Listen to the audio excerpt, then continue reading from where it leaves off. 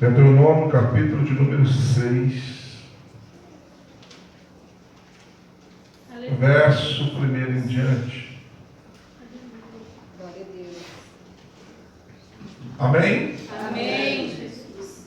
Estes, pois, são os mandamentos, os estatutos e os juízos que mandou o Senhor vosso Deus para ensinar-vos, para que os cumprisseis na terra a que passais a possuir, para que temas ao Senhor teu Deus e guarde todos os seus estatutos e mandamentos que eu te ordeno a teu filho e ao filho de teu filho, todos os dias da tua vida, e que teus dias sejam prolongados. Ouve, pois, Israel, atenta em guardares, para que bem te suceda, e muito te multipliques, como te disse o Senhor teu Deus, o Senhor Deus de teus pais, na terra que mana leite e mel. Ouve, Israel, o Senhor nosso Deus é o único Senhor. Amará, pois, o Senhor teu Deus de todo o teu coração, de toda a tua alma e de todas as tuas forças. Só até aqui, depois eu vou usar o verbo depois. Senhor nosso Deus e nosso Pai, em nome de Jesus, o teu amado Filho, em cuja presença aqui estamos, fala, Senhor, aos nossos corações, porque somos carentes de ouvir a tua voz. Tu conheces as minhas limitações, mas eu conheço a sua grandeza e o seu poder. Opera segundo elas, porque sem ti nada sou, nada tenho e nada posso. Mas contigo sou, tenho e posso tudo aquilo que a tua palavra diz que sou, que tenho e que posso. Em nome de Jesus. Amém. Podem tomar os vossos assentos na presença de Deus. Amados santos do Senhor, eu já falei aqui outras vezes, mas às vezes você não ouviu ou se esqueceu. O livro de Deuteronômio é um livro de repetições. Os principais ensinamentos e ordenanças que Deus deu para Moisés dar ao povo de Israel, ele repete no livro de Deuteronômio. E no capítulo 6 aqui, eu destaquei pelo menos 5 deveres que nós temos para com Deus. Até eu vi mais algum que eu poderia acrescentar, mas eu vou ficar nos 6 que eu preparei aqui. 6 deveres, que nós temos para com Deus. Moisés está aqui repetindo coisas que falou ao povo, e ele está falando aqui, amados, sobre, no verso 1, e este, pois, são os mandamentos, estatutos e juízos que mandou o Senhor vosso Deus para ensinar-vos.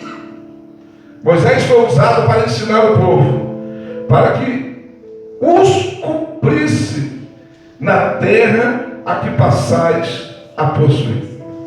O primeiro dever que nós temos para com nosso Deus, que nós temos para com Deus, é cumprir a sua palavra. É Deus. Mandamentos, estatutos é a palavra.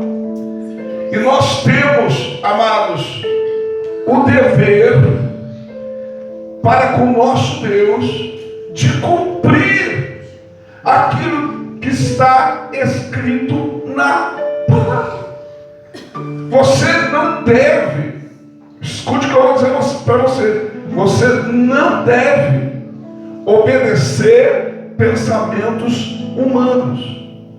Você não deve obedecer à vontade do homem. Você não deve. Mas o que está na palavra é a palavra do teu Deus. Quem é o Deus da Bíblia? É o seu Deus. Qual Deus que você serve? O Deus da Bíblia.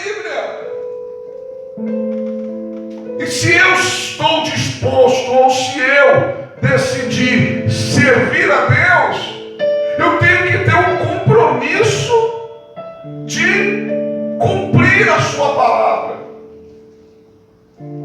Tiago, capítulo 1, versículo 22, diz para nós não ser apenas ouvintes, mas cumpridores da palavra. Outra tradução, praticante. Cumprir e praticar a mesma coisa. Então, nós temos que cumprir, praticar o que está na palavra, porque ela é a nossa carta magna. Porque, embora que a gente canta para Deus, a gente dança para Deus, a gente ora para Deus, mas o sentido principal do culto é a palavra. É aquilo que Deus vai falar comigo naquela noite. É verdade, Deus. É forte. Eu canto, entendeu? Eu oro, eu danço, tudo para Deus. Não é para ninguém aqui da igreja. Entendeu? As irmãs, os irmãos se esforçam em cantar, tocar. Não é para você não. É para Deus. Tem que ficar bom porque é para Deus. As meninas ensaiam, dançam, mas não é porque elas querem impressionar vocês, não. Elas querem fazer algo bonito para Deus. É Deus. E assim, as irmãs, os jovens. Mas o propósito principal do culto é a palavra. A palavra é a nossa carta magna. A palavra é o nosso manual. A palavra é a nossa bússola. É Deus. Ela que nos guia, ela que nos orienta, ela que nos ensina, ela que nos corrige, ela que nos mostra presente, futuro, e tudo é a palavra.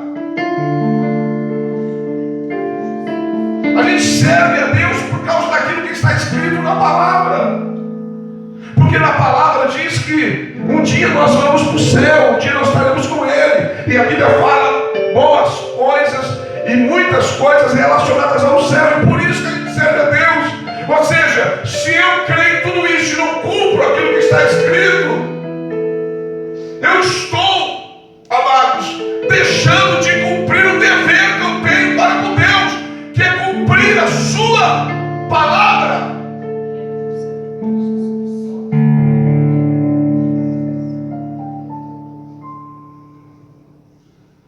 E a Bíblia diz, no verso 2, para que temas o Senhor teu Deus. Aleluia. Para você cumprir a palavra, para você temer o Senhor teu Deus, respeitar o Senhor teu Deus. A Bíblia nos mostra, Jesus falou, amados, no Evangelho de Mateus, capítulo 7, versículo 24 ao 27, é uma palavra muito conhecida, mas parece que não entra na cabeça da gente às vezes, ou na cabeça de alguns, sobre os dois fundamentos, sobre as duas casas. E Jesus diz, começa a parábola dizendo assim, ó, eu comparo aquele que ouve as minhas palavras e não as pratica, não as cumpre, como aquele que edificou a sua casa sobre a areia. Veio o vento, veio a tempestade e a casa caiu. Mas aqueles que ouvem as minhas palavras e as praticam, eu comparo eles, aqueles que edificaram a sua casa sobre a rocha.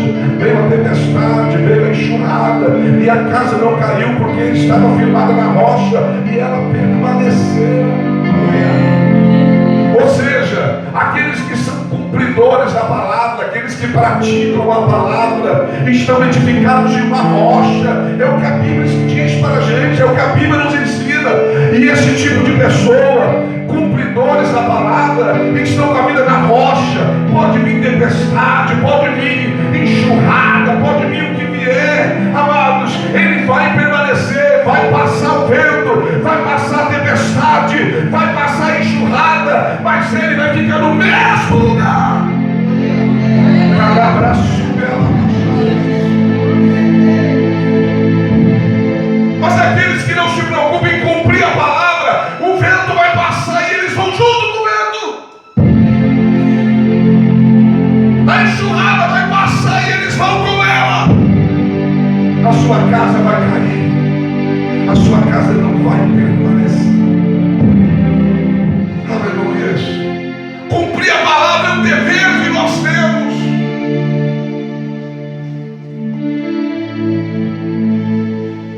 Aleluia.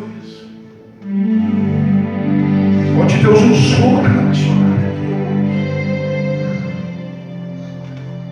Só quem é cego e surdo e não ouviu. E uma coisa que ela falou que destacou muito, como eu disse, nós não conversamos com, embora que eu tenha ela como minha amiga, ela me tem como amigo, mas é bom dia.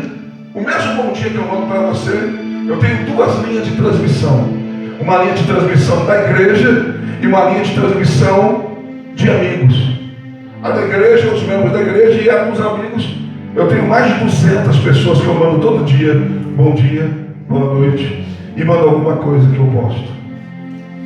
Ela está ali, é bom dia, boa noite no máximo. Nem foi eu que falei com ela para vir aqui.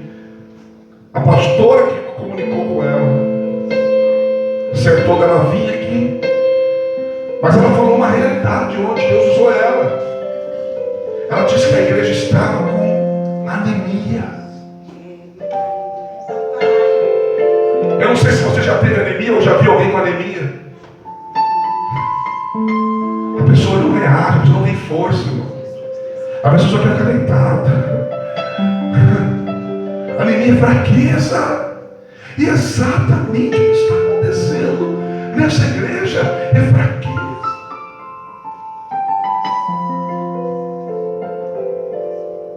Quando você trabalha, eu te entendo. Eu não posso te sustentar. Pelo contrário, é você que sustenta essa casa.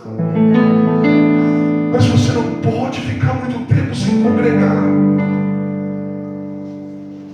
Alguém se preocupa ou pode pensar que o pastor está falando isso porque o pastor quer ver a igreja cheia. Lógico que também quero ver a igreja cheia. Mas se fosse só a igreja cheia que me prendesse, irmãos, eu já tinha pegado a minha mala e me mandado daqui. Estaria pregando nas igrejas aí e sendo reconhecido, como você viu a mulher falando aqui ontem, o homem Bíblia. Porque aonde ela estava e me conheceu, é assim que estava propagando.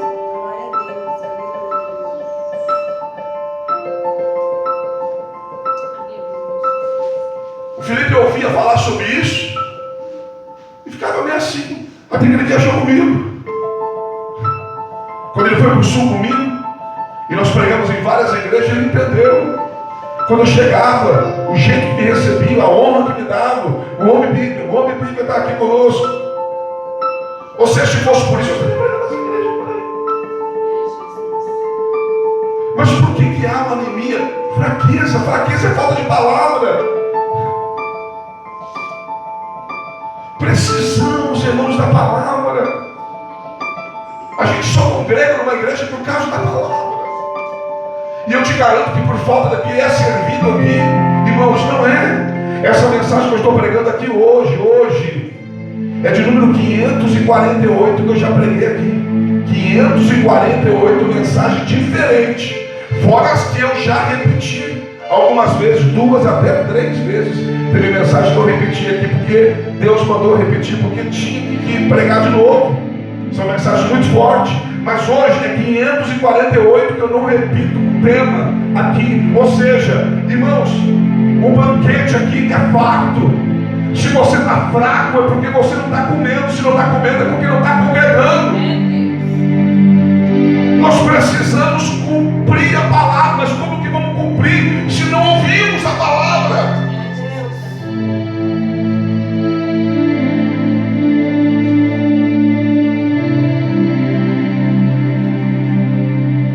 Não caia nessa ilusão, irmãos. Isso é mal de crente. Vou dar hoje, vou outro dia. Vou dar hoje, vou outro dia. E tem pessoas que ficam 3 semanas sem vir na igreja. 3 semanas. servir na igreja. Nunca tive uma experiência dessa. Sempre vivi dentro da igreja. O primeiro dever que temos para com Deus é cumprir a sua palavra. Segundo dever que nós temos para com Deus. Verso 2 e 3. Verso 2, a parte B do versículo diz assim, ó: e guardes todos os seus estatutos e mandamentos que eu te ordeno, a teu filho e ao filho do teu filho, todos os dias da tua vida, que teus dias sejam prolongados. Verso 3: ouve, pois, Israel, e atenta em guardares, para que bem te suceda e muito multipliques, como te disse o Senhor teu Deus, o seu Deus dos teus pais, na terra que Canaã te deu. O segundo dever que nós temos para com Deus: primeiro, cumprir a palavra. Não espere que o mundo vai cumprir a palavra. O mundo não está nem aí para a palavra. Postei um vídeo agora esses dias aí do movimento LGBT, amados, e botaram QI, mais, QI. Estou botando todas as letras do alfabeto agora, mas é o movimento LGBT. O camarada rasga a Bíblia, mastiga a Bíblia e depois cospe ela. Daí nós somos homofóbicos, daí nós somos intolerantes. Mas que merecia um soco no meio da lata do cara lá dentro, merecia. Porque isso me estressa, isso me incomoda, porque é um livro do meu Deus. O que ele faz com o corpo dele, o problema é dele, mas não vai mexer com aquilo que é nosso.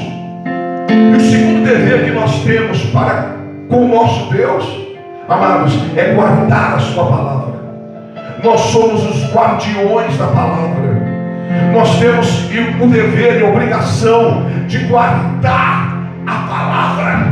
Ou seja, amados, guardar a palavra significa que aquilo que está escrito na palavra nós temos que guardar no nosso coração, para a nossa vida. Mas também, irmãos, significa que nós temos que, ou seja, não permitir que aquilo que está escrito na Bíblia se perca. Nós temos que guardar a palavra. Tem pessoas querendo mudar o que está escrito na Bíblia, achando que a Bíblia está, vamos dizer assim, não está apta para os nossos dias. Precisa de uma atualização. Pois eu vou dizer para você, a palavra do meu Deus é a mesma ontem, hoje e vai continuar sendo eternamente. E nós temos o dever de guardar esta palavra. E a Bíblia diz que nós temos que guardar ela. E se nós guardarmos, a Bíblia diz no verso 3 que para bem te suceda. Se você guardar a palavra, bem vai te suceder. A Bíblia diz que você vai se multiplicar, como disse o Senhor, o Deus de teus pais, como o Senhor falou. Se eu guardo a palavra, eu vou ser bem sucedido. Aleluia. Mas nós temos que guardar a palavra. Por isso que o salmista diz no Salmo 119, verso 11: guardei a tua palavra no meu coração para não pecar contra ti. Deus, aleluia.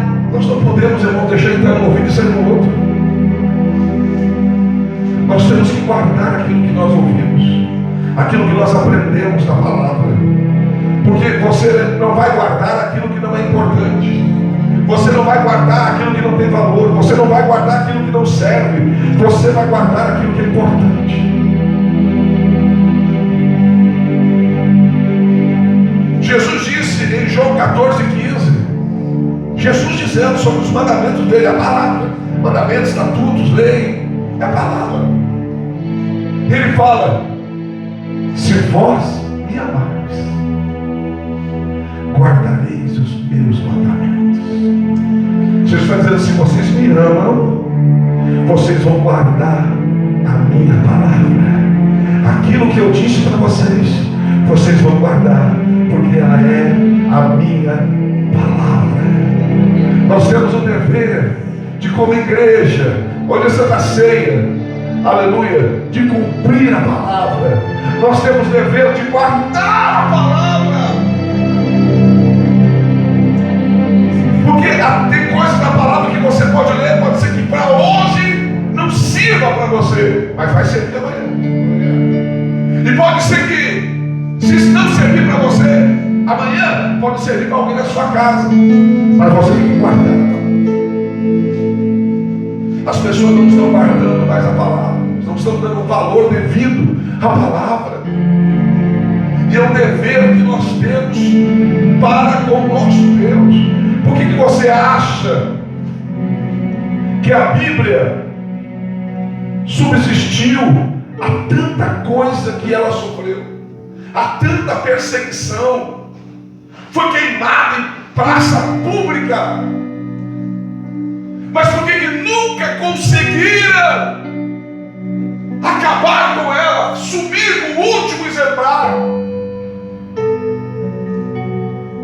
Por que você acha que encontraram pergaminhos em cavernas no Mar Morto? É porque alguém guardou a palavra.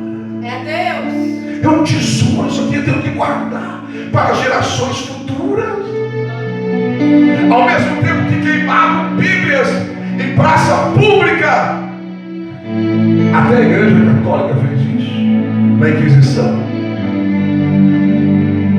Tinha alguém que guardava e escondia a palavra, para que ela não se acabasse, para que ela não se extinguisse. Eles guardavam a palavra, e nós temos que guardar a palavra, irmãos. Aleluia. Se você guardar a palavra, você vai ser bem sucedido. Aleluia. A multiplicação que fala sobre crescimento, você vai crescer. Você vai expandir a sua vida, se você for o guardião da palavra. Primeiro dever que nós temos para com Deus: cumprir a sua palavra. Segundo, guardar a palavra. Terceiro dever que nós temos para com nosso Deus está no verso 4. Ouve, Israel. Escuta, Israel. O Senhor nosso Deus é o único Senhor. Aleluia. O terceiro dever que nós temos para com o nosso Deus é de saber e reconhecer que somente Ele é Senhor. Somente Ele é único. Aleluia. Sabe por que tem pessoas, amados, que às vezes estão com o coração dividido? Porque não tem Deus como único. Porque aquele que tem Deus como único Senhor da sua vida, amados, não há como dividir, não há como, amados, ter espaço para mais nada. Por quê? Porque reconhece Deus como único.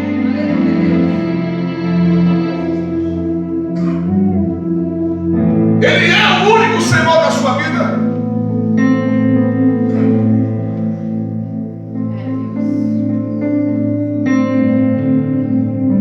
1 Coríntios, capítulo de número 8.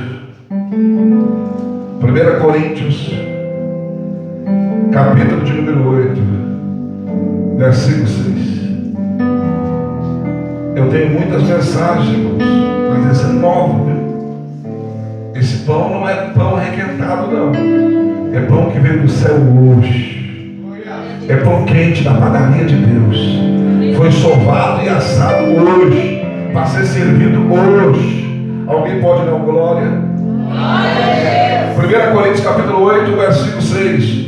Todavia para nós há um só Deus, o Pai, de quem são todas as coisas e para quem nós vivemos, e um só Senhor, Jesus Cristo, pelo qual existem todas as coisas, e por Ele nós também. Aleluia. Efésios capítulo 4, verso 6. Efésios capítulo 4, verso 6. Vou ler o 5 também. Um só Senhor, uma só fé, um só batismo, um só Deus e Pai de todos, o qual é sobre todos e por todos em todos. Aleluia. Só aqui na pregação. Um só Deus que é Pai de todos, Pai de todos, o qual é sobre todos, está acima de todos e por todos, ou seja, Ele que batalha dentro de nós. Aleluia. Glória a Deus. 1 Timóteo capítulo 2, verso 5. 1 Timóteo capítulo 2, verso 5. Diz assim a palavra do Eterno: porque há um só Deus e um só mediador entre Deus e os homens, Cristo Jesus, homem. Existe um só Deus e um só mediador. Ou seja, Jesus disse em João 14,6: eu sou o caminho, a verdade e a vida, ninguém vai ao Pai a não ser por mim. Aleluia. Ele é o mediador, a ponte entre nós e Deus. Aleluia.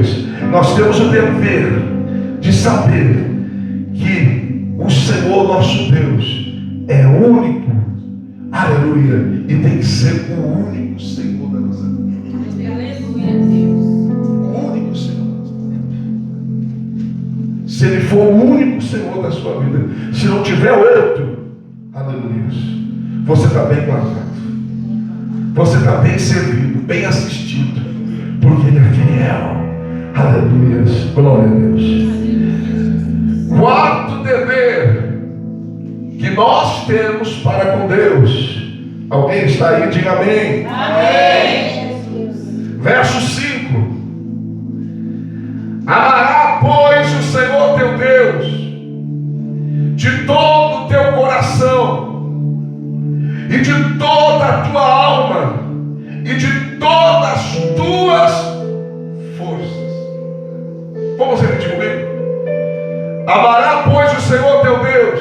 Amará, pois, o Senhor teu Deus De todo o teu coração. de todo o teu coração, De toda a tua alma. de toda a tua alma, E de todas as tuas forças. de todas as tuas forças. Aleluia, Deus. Aleluia, Jesus. Glória. Você viu que ele usa a expressão todo, toda, todas.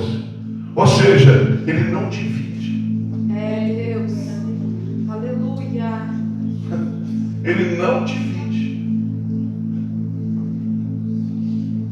Você tem que amar Ele de todo o teu coração.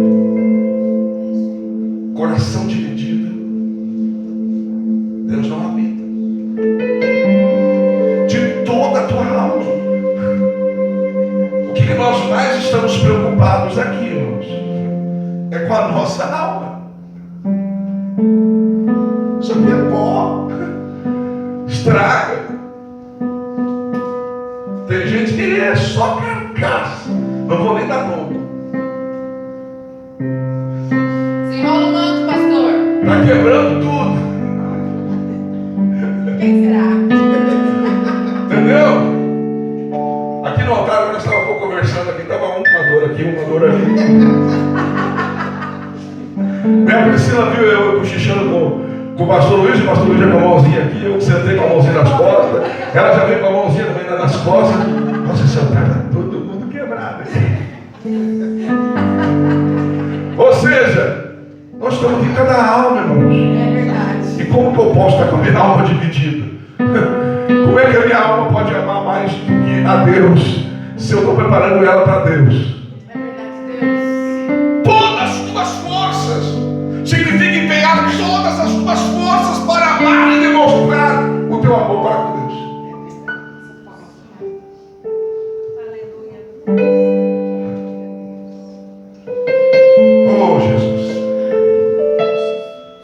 Sabe o que é pior, irmãos? É que esse amor tem que ser tão grande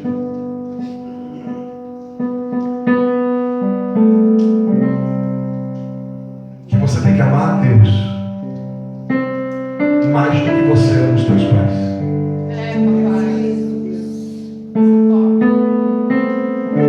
Quer que eu te diga algo pior ainda? Mais do que você ama os teus filhos. Mateus 10:37.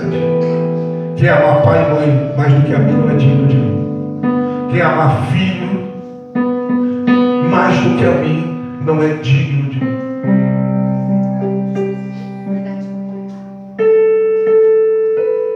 E são os dois amores aqui nesta vida que a gente sabe que são os mais fortes. Amor para com pais e amor para com os filhos. Mas a Bíblia nos diz que o amor para com Deus tem que ser maior do que esse.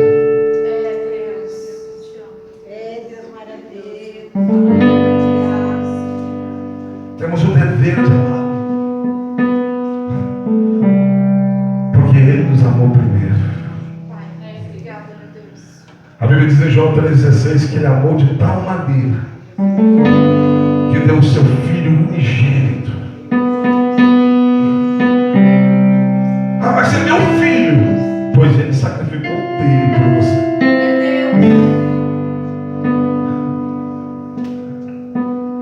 E quer que eu te diga uma coisa? Você pode amar o seu filho, deve amar, deve demonstrar amor, deve dar amor, para não crescer depois uma criança aí revoltada. Mas o amor para com Deus tem que ser maior. É verdade, pai. E você ama o teu filho o quê? Quem tem filho pequeno, 5, 6 anos, quem tem filho adolescente, 14, 16, 19 anos, quem tem filho adulto, 30, 40 anos, você ama o teu filho. Nossa, eu amo tanto meu filho tem 20 e poucos anos, 30 anos, ou seja, são 30 anos que você ama o teu filho. Pois Deus sacrificou um filho que a Bíblia diz que era único.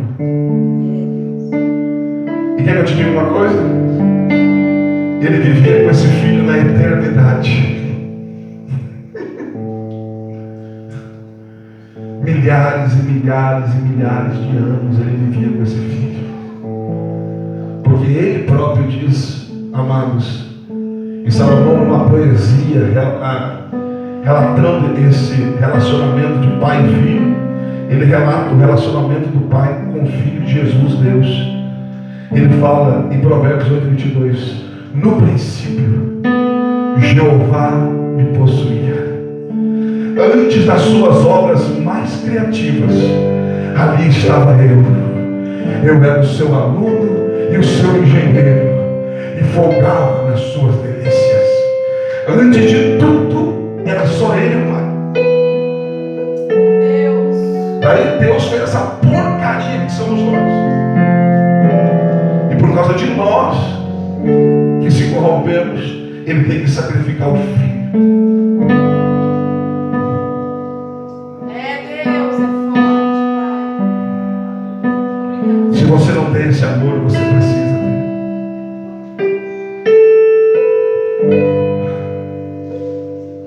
Eu já passei por tanta coisa da minha vida, já sofri tanto, já errei tanto, mas nunca consegui deixar. E dois motivos são isso. Primeiro, que quem conhece a Bíblia como eu conheço, não tem como desviar. É impossível desviar. É o que Jesus falou para Pedro em João 6:66 em diante. Quando os 70 discípulos abandonaram, não querem vocês também? Pedro olhou para ele e disse, para onde iremos nós? Se só tu tens as palavras da vida eterna. Aleluia, Deus. E segundo, porque eu amo a Deus. Mas você não tem noção do quanto eu amo a Deus.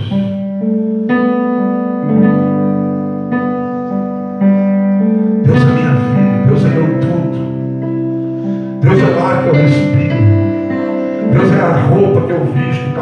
eu calço, a comida que eu como, a água que eu bebo. Deus é o meu sol, Deus é a minha chuva, Deus é tudo na minha vida.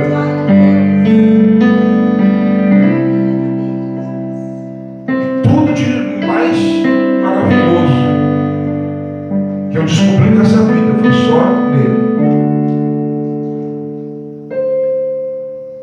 Temos que amar a Deus, irmãos. Ame a Deus. Peça para que Deus coloque amor no seu coração para com Ele. Quinto dever que nós temos para com Deus. Verso 6 em diante. E estas palavras que hoje te ordeno estarão no teu coração, que é o que nós já lemos até aqui, e as ensinarás a teus filhos, e delas falarás assentado em tua casa, e andando pelo caminho, e deitando-te e levantando-te. Alguma tradução diz: encucarás na cabeça do teu filho. Você vai colocar isso na cabeça do teu filho. Também atarás por sinal na tua mão, e te serão por testeiras entre os teus olhos. Escreverás nos umbrais da tua casa e nas suas portas.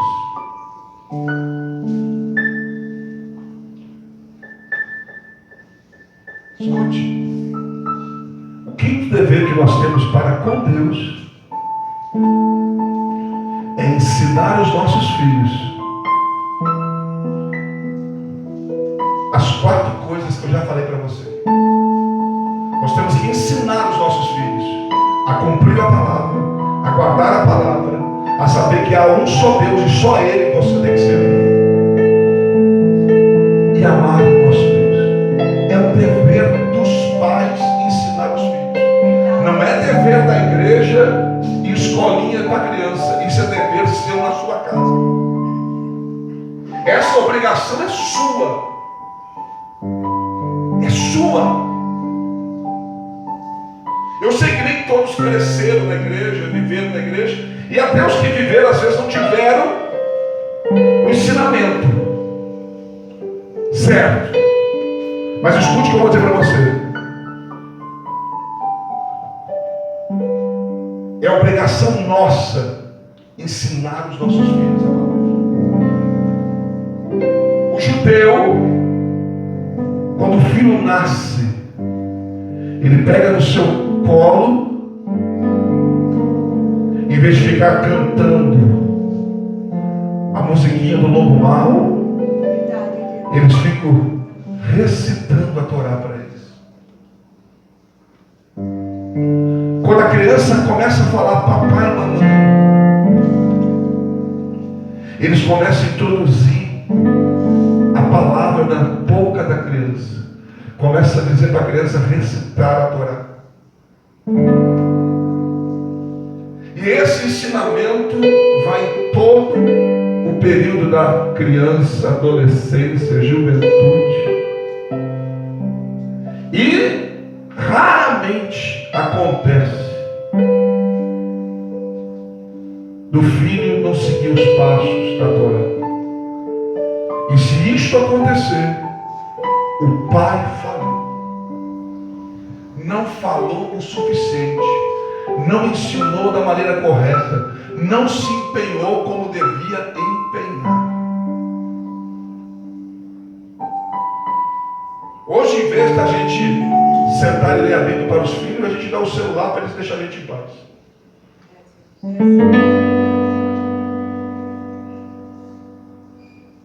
E é um dever nosso.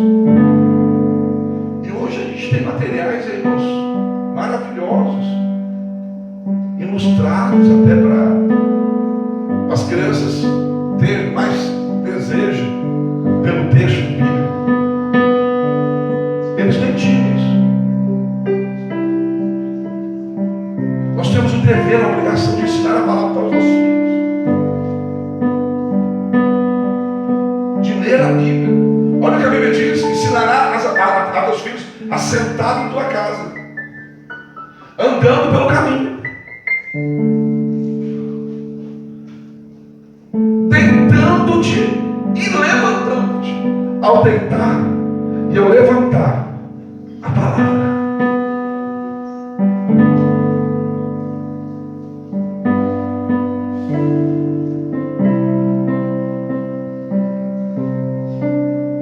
A Vitória tem 14 anos e já leu a Bíblia toda, na base da pressão. Mas leu? Você já fez sua leitura hoje? Não fiz lá com o celular, não. Vai ler a Bíblia. E depois vai marcar lá o que você leu. O Filipe foi assim no começo também.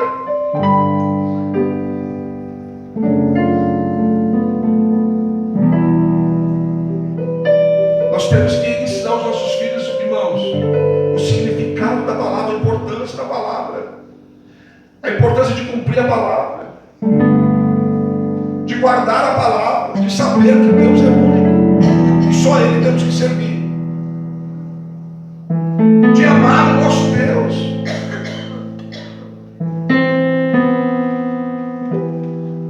Depois cresce, não tem desejo pela igreja, não tem desejo pela palavra, não tem desejo por nada, e você vai chorar e reclamar.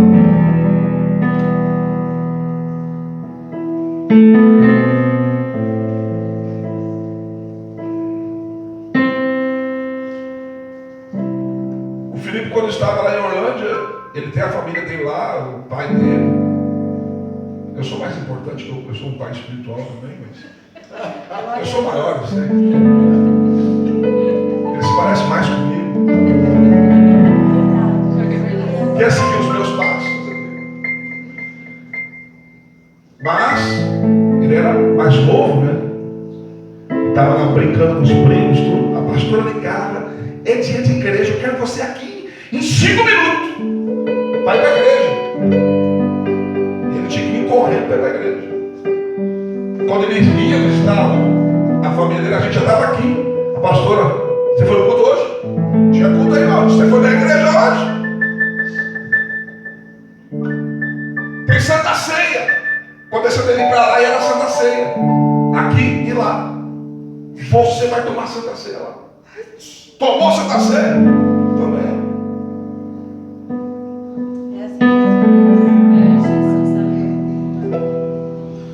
Vamos lá.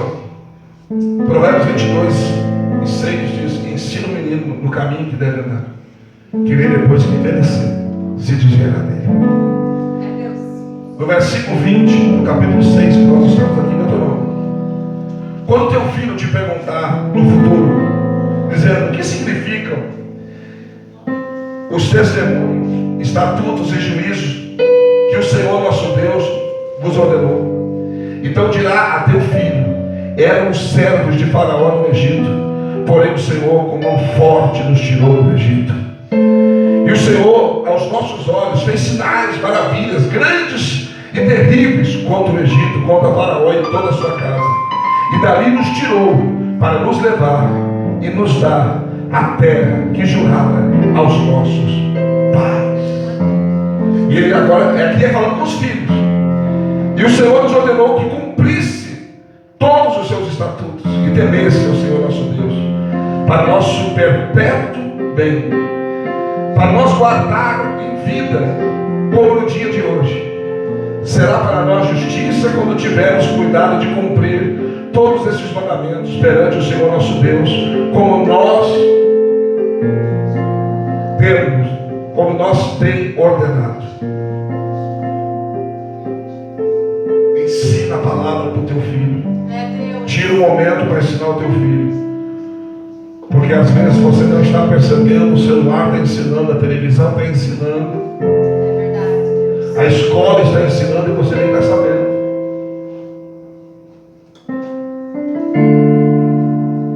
Amém? Amém. Sexto e último, para me encerrar. Verso 12. Guarda-te, que não esqueças do Senhor que te tirou da terra do Egito, da casa da servidão.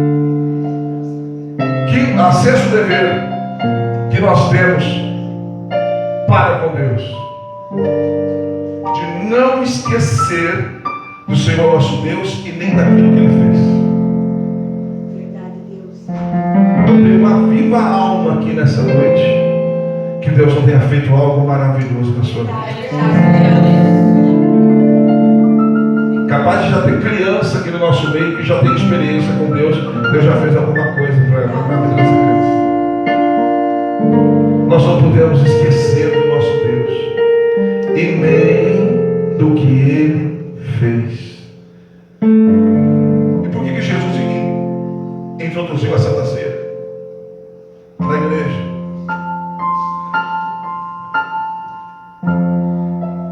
Uma pergunta: tinha Santa Ceia antes disso? Não. Jesus tomava Santa Ceia dos discípulos? Não. Só tomou antes de ser preso.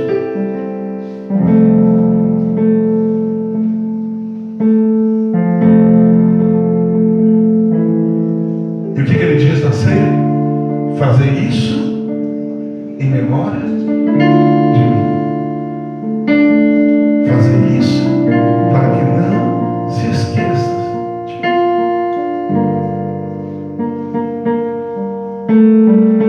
Quem tem que trabalhar amanhã?